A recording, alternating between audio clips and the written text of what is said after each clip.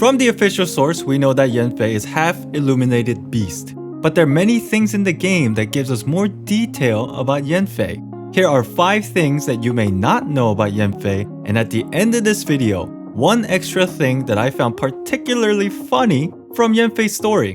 It starts right now. Number 1. Steelyard Balance. According to Yanfei's father, who is an Adeptus, he once campaigned with Rex Lapis long time ago. And later, he separated with Rex Lapis and married Yanfei's mom. In celebration, Rex Lapis gave Yanfei's father a wedding gift. Now this wedding gift was a tool that Rex Lapis used to measure the value of all things. Now going with this story, Yanfei is currently in the possession of a balance herself, as seen in her illustration and when she uses her Elemental Burst ability. If we take a closer look at the tail end of this item, we can see that this item has a dragon-like shape at the end of the balance, which resembles Rex Lapis. This Steelyard Balance that Yanfei has is the wedding gift from Rex Lapis, which was passed down to Yanfei from her dad, becoming Yanfei's most prized possession today. Number 2. Illuminated Beast. So we learned that similar to Ganyu, Yanfei is also part Illuminated Beast. But is she a Qilin just like Ganyu, or something else? From exploring the real-world legendary creature in East Asian mythology, we can deduce that Yanfei is more closely tied to Xiachu rather than a Qilin. In Chinese mythology, Xiachu was a righteous beast that was known for a symbol of justice and law. A beast that rammed his horn into the wrongful party when it hears an argument. Now, whether out of coincidence or not, the Korean counterpart of Xiachu, which is called Hete, also has some similarities to Yanfei's design. Hete is a mythical beast, which was known to have its body covered with sharp scales, a feature that is definitely noticeable on Yanfei's sides and on her hands. Not only that, Yanfei's constellation, Bestia Justitia, seems to mirror the correlation between her and Xiachu, a beast of justice. Number 3. Yanfei Collection. Upon visual inspection and playing through the quest A Teapot to Call Home, we can notice a couple things that Yanfei carries in her possession. Obviously, these things have something to do with the law of Liyue, but what are they exactly? The most noticeable item that Yanfei carries is the box-looking object that she carries on her side. Now from the quest and the trailer, this box is shown specifically when there's a dialogue or a narration talking about the legal codices. Ningguang, the current highest authority figure in Liyue, sets forth laws and legal annotations. According to Yanfei, the latest edition of the legal codices contained 3 new laws, 121 revised legal annotations, and an array of new legal precedents. Essentially, this box contains all the additions, retractions, and revisions of the law of Liyue set forth by Ningguang, which Yanfei constantly needs to stay up to date with. Now with that box out of the way, if you notice from Yanfei's idle animation and the quest, she is able to materialize a very strange book that even Paimon was shocked to see. A book that Yanfei carries around all the time. A law book is probably something really thick, which holds a lot of information. The accessibility for Yanfei to recall information about Liyue from this book, this weird ghost book that materializes from thin air for whatever reason, is most likely the general law of Liyue. Now there is one more item that is mentioned in Yanfei's story, the Codex Finalem. The Codex Finalem is known to be unbelievably light and thin, a collection of many legal treatises that Yanfei collected over time, something that she values to be the final form of the law itself.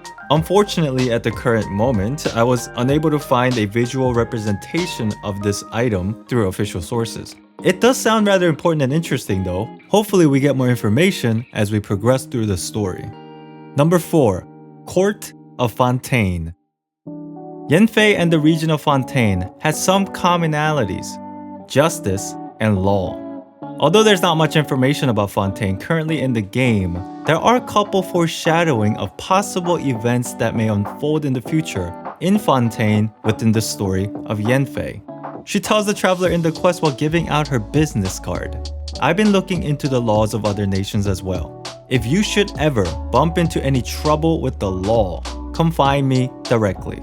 Now, even in her character voiceover, Yanfei mentions, if you're concerned about complicated issues that get you tied up in your travels, your best bet is to bring someone with you who knows and understands the law. Someone like me, for example, whose expertise goes beyond just the law of Liyue. Now, if you take a step back, considering how we became acquainted with Yanfei during this patch and her character background, I wouldn't be surprised if she has something to do with the future of the game, especially Fontaine. Number 5. Foreshadowing. So when I was researching the story behind Yanfei, there was a particular voice line that stood out to me. On the surface, it might not seem like much, but considering how my brain always seems to overclock over lore and theories, I really couldn't stop myself. Yanfei states, the most important thing is to respect and understand the law. After all, as soon as you stray from the law, the world begins to fall to ruin. The very first thing that occurred to me when reading this was the law of Tevat. We are directed through the gameplay to uncover this world's secret and ultimately change the course of this world.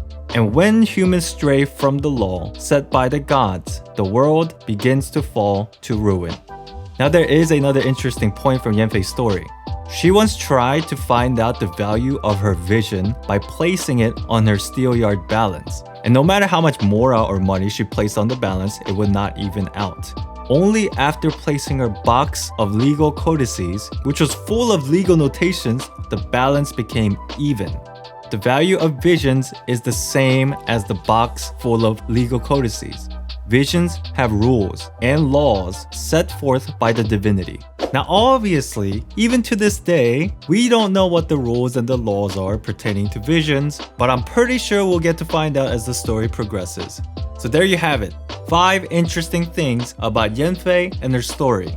But, as I mentioned in the beginning of this video, there is one more bonus that I thought was pretty interesting and somewhat hilarious. Apparently, when Yanfei is out of a job in the future for whatever reason, she is considering of becoming a rapper. Supposedly, she caught a glimpse of Shen Yan's performance and was interested in the musical art form, I suppose, and she thinks she could be a really good rapper.